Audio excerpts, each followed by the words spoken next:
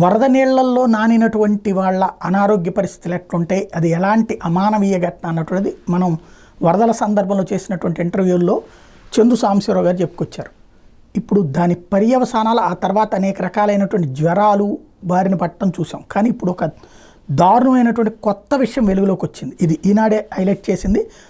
అత్యంత అరుదుగా వచ్చే నెక్రోటైజింగ్ పాసియైటిస్ వ్యాధట. 12 ఏళ్ల భవదీప్ బాధపడుతున్నాడట. సాధారణంగా షుగర్ రోగుల్లో ఎక్కువగా కనిపించే వ్యాధి చిన్నపిల్లల్లోనూ కనిపించడం ఆందోళన కలిగిస్తోంది. శరీరం మీద ఎటువంటి గాయాలు లేకుండానే భవదీప్ శరీరంలోని ప్రమాదకరమైన బ్యాక్టీరియా ప్రవేశించడం వైద్యుల్ని విస్మయానికి గురి చేస్తుంది.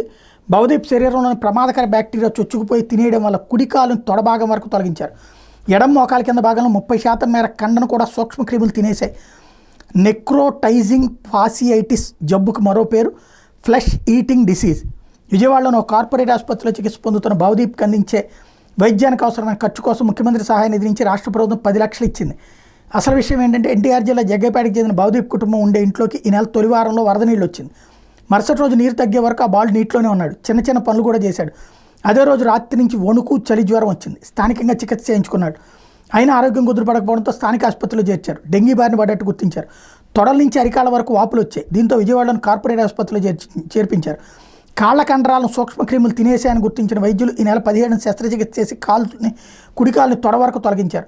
శరీరంలోని సూక్ష్మక్రిములు ఎలా ప్రవేశించాయి, అంత వేగంగా కాళ్ల కండరాలు ఎలా తినేశాయి అన్న దాని మీద వైద్యులు కూడా ఖచ్చితంగా చెప్పలేకపోతున్నారు. బాలుడికి చికిత్స అందిస్తున్న అంకుర ఆసుపత్రి చిన్నపిల్లల వైద్య నిపుణుడు డాక్టర్ వరుణ్, డాక్టర్ రవి మాట్లాడుతూ బాలుడి శరీరంలో కుళ్ళిన భాగాల నుంచి తీసిన నమూనాలు పరీక్షలు చేయించడంతో శరీరంలోకి ఈకోలి, క్లెబిసెల్లా సూక్ష్మక్రిములు వెళ్ళినట్టు తేలింది.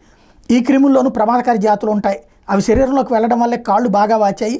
వరద నీటిలో మురుగునీరు కలుస్తుంటుంది. అప్పుడు బ్యాక్టీరియా వ్యాప్తి ఎక్కువగా ఉంటుంది. ఆ సమయంలో బ్యాక్టీరియా శరీరంలోకి చేరుండొచ్చు. జ్వరంతో ఉన్న సమయంలో భవదీప్ని తల్లిదండ్రులు స్థానిక ఆర్ఎంపీకి చూపించారు. అక్కడ యాంటీబయాటిక్ స్టెరాయిడ్ ఇంజక్షన్లు కండకి ఇచ్చారు, అంటే పిరుదులకి. ఇలా చేయకూడదు. కాళ్ళ వాపులు గమనించిన వెంటనే అప్రమత్తం కావాలి. ప్రస్తుతం ఐసీయూలో భవదీప్ ఎడమకాలి భాగం ఇప్పుడిప్పుడే నయమవుతుంది. పూర్తిగా కోలుకునేందుకు 2-3 నెలల వరకు సమయం పడుతుందని చెప్పారు.